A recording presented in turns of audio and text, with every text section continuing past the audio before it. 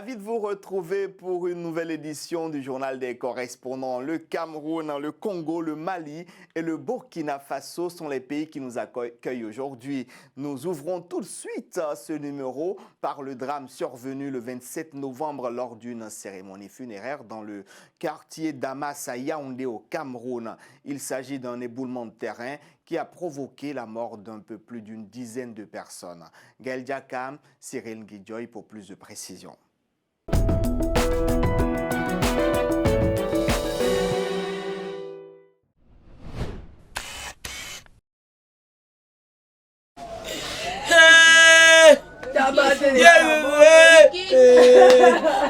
Inconsolables, abattus, déboussolés et décontenancés, les populations du quartier d'Amas, dans le 3e arrondissement de la ville de Yaoundé, n'en reviennent toujours pas. Je suis un rescapé parce que moi-même j'étais dedans. Ça m'a pris le pied. Ce que j'ai vu, je ne sais pas encore comment je peux vous dire. On va faire l'hôpital central en urgence. Et maman elle est décédée, elle a la morgue de l'hôpital central. La journée avait pourtant bien commencé. Chacun vaquait aisément à ses occupations quotidiennes jusqu'à ce que tout bascule aux environs de 17 h. La cérémonie était en train de se dérouler très bien même. Subitement, on a vu seulement comment la terre est venue là, directement tomber sur les gens. Mais comme Dieu ne dort pas, ce n'était pas mon jour. Et si moi-même j'ai tenté de quitter fuir un peu le soleil, même d'un centime, je serais parmi.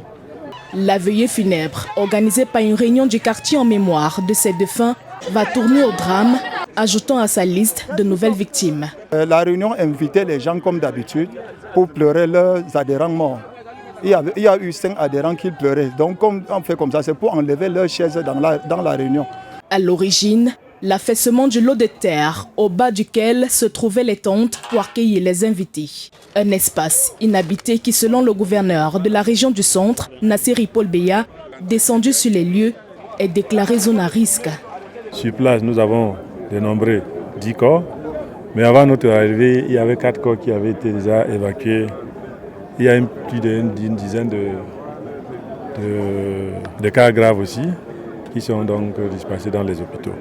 Et il serait judicieux et nécessaire pour que ces populations commencent à réfléchir comment partir avant que l'administration ne vienne.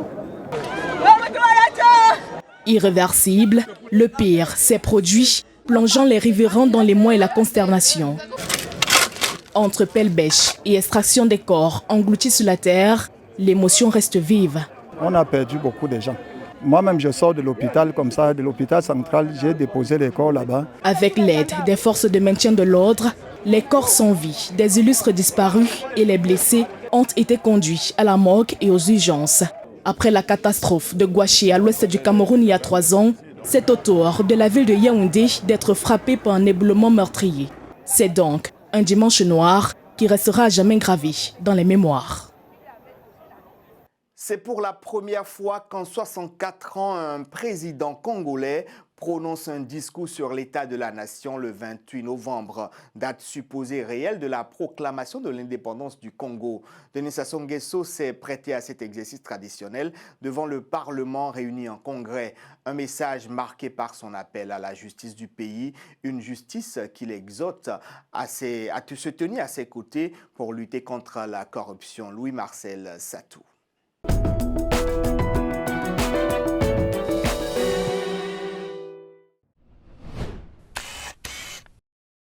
Devant le Parlement réuni en congrès pour son message annuel sur l'état de la nation prononcé à l'occasion de la célébration de la 64e journée de la proclamation de la République, ce lundi 28 novembre 2022, le président de la République, Denis Sassou Nguesso, a souligné que les efforts consentis par les Congolais en lien avec la crise économique et financière couplée à la pandémie de Covid-19 ont été payants et se traduisent par un redressement progressif de l'économie nationale avec un taux de croissance de 2,6% en 2022. Le Congo retrouve, après plusieurs années de dur labeur et de sacrifices, la voie du retour aux équilibres macroéconomiques. Après 2 années consécutives de récession, dues essentiellement à la crise sanitaire liée à la pandémie de Covid-19 et aux effets néfastes de la forte baisse des cours des matières premières, notamment du pétrole, l'économie nationale se redresse progressivement, ce qui se traduit par un taux de croissance de 2,6% en 2022. Passant en revue les différents secteurs de la vie nationale, le président Denis Sassou Nguesso a appelé les corps constitués nationaux le rôle qui leur revient d'œuvrer à l'amélioration de la gouvernance publique et les conditions de vie de la population. Nous appelons une fois de plus au ressaisissement de nos cadres pour s'abstenir de toute attitude rétrograde de nature à décourager nos investisseurs en subordonnant l'accomplissement d'un acte ou d'un service administratif au paiement d'une commission. Au moins 88 ONG et associations françaises qui interviennent directement ou indirectement au Mali ont été interdites d'activité. La mesure d'interdiction n'épargne même pas les ONG du secteur humanitaire. Conséquence, des millions de Maliens pourraient ne plus bénéficier d'aide humanitaire. La situation préoccupe et inquiète les ONG locaux. Bouaïma Solo nous en dit beaucoup plus.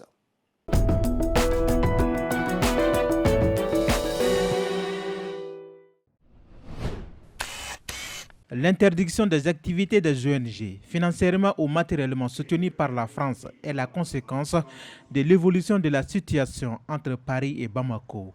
Une situation née du retrait de la force Barkhane du Mali. Avec plus de 88 ONG et associations françaises qui travaillent au Mali, l'interdiction des activités des ONG financées par la France est un coup de massue pour de nombreuses organisations de la société civile malienne. C'est avec tristesse que nous avons appris cette décision qui, selon nous, ne se justifie pas. Certes, depuis un moment, on a assisté à une guerre diplomatique entre le Mali et la France, mais on n'avait jamais imaginé que ça allait arriver jusqu'à ce point. Ces ONG apportent des services, au fait, des services sociaux de base, dans certaines localités où souvent même l'État n'est pas présent ou l'État est présent de façon insuffisante. Donc ces ONG viennent en complément des services de l'État. Donc suspendre toutes ces activités dramatiques et tristes, non seulement pour les populations bénéficiaires de ces activités des ONG et de ces populations maliennes qui travaillent pour ces ONG. Mahamadou Kane, analyste politique, ne cache pas non plus ses inquiétudes face aux conséquences fâcheuses que la décision du gouvernement malien pourrait avoir sur les agents nationaux de ces ONG. Aujourd'hui, on est face à une situation qui fait que des milliers de Maliens vont se retrouver à la rue ou presque, et ne sachant pas de quoi demain sera fait. Et c'est la porte ouverte à toutes les tentations. Pour certains, l'immigration, certains peut-être vont vouloir aller grossir les rangs des groupes armés et d'autres vont perdre la tête. Aujourd'hui, le fossé entre Paris et Bamako ne cesse de se creuser. Pour Soumelala, coordinateur d'une organisation de la société civile, le retour à la normale dans les relations franco-maliennes ne semble pas être pour bientôt. Pour le moment, les positions semblent irréconciliables. Le Mali aujourd'hui accuse la France d'être la source de beaucoup de choses aujourd'hui qui, dans l'entendement de l'opinion, ne sont pas de nature à créer la stabilité, ne sont pas de nature à ramener la paix au Mali. La France accuse le Mali de ne pas faire franc jeu. Déjà, suite à la décision du gouvernement de transition malien, l'ONG Médecins du Monde Belgique a annoncé l'arrêt de ses activités au Mali. Selon la Banque mondiale, l'aide publique au développement reçue par le Mali en 2020 s'élevait à 1,565 milliard de dollars, soit 861 milliards de francs CFA. En réponse aux manifestations anti-françaises du 18 novembre à Ouagadougou, Sébastien Lecornu, le ministre des Armées de la France, a déclaré il y a quelques jours qu'il n'écartait pas la possibilité d'un retrait des forces spéciales françaises basées dans le pays. Comment les Burkinabés ont-ils accueilli cette annonce? La réponse avec notre correspondant sur place, Edem Aebla.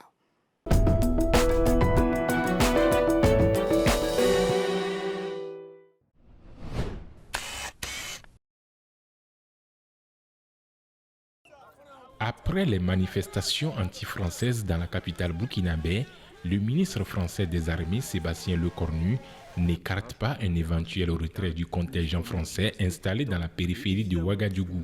Une situation qui ne reste pas sans voix. Si ce départ est effectif, en termes de manifestation, le pays va rester à quelque part dans l'accalmie. Et maintenant, il va falloir que les Burkinabés puissent prendre leur destin en main dans la lutte contre le terrorisme.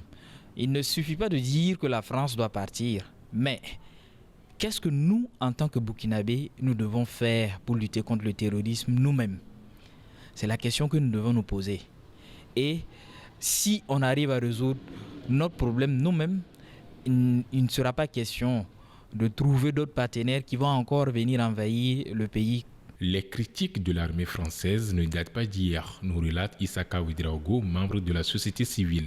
Selon lui, la société burkinabé exige une franche collaboration. Aucun divorce n'est souhaitable.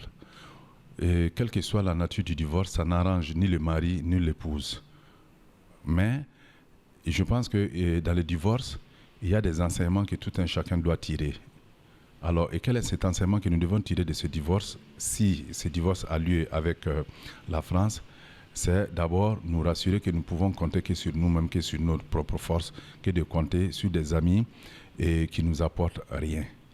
Il appartient à la France de tout faire pour que ce divorce n'ait pas lieu, que la France en fait ouvre l'œil et les yeux, que la France soit plus ouverte, soit en fait et plus sincère dans les actions qu'elle mène sur nos territoires. Si la présence française a été vivement critiquée ces dernières semaines, par ailleurs, certaines personnes estiment que l'heure n'est pas à la discorde. Je comprends franchement la jeunesse burkinabé, je comprends l'émotion qui prévaut parce que baigner toujours dans le sang, vivre dans l'inquiétude chaque fois et avec la présence au moins d'une force ou d'une puissance à côté qu'on ne sent pas trop et l'implication, ça vaut le coup de s'énerver. Mais ce qu'on peut faire avec force pour résoudre, si on s'assoit, on résout ça plus calmement et puis chacun trouvera son compte.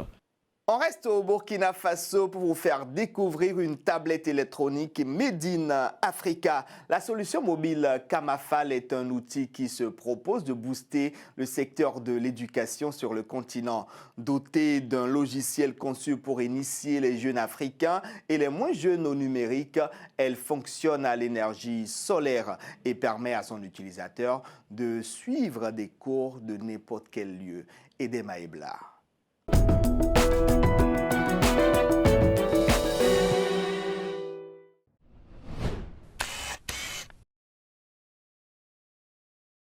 Qu'il rentre dans la journée, il a les leçons. Destiné à améliorer le système éducatif africain et utilisant les outils technologiques du XXIe siècle, la solution mobile Kamalfa est une tablette éducative africaine pour booster l'éducation.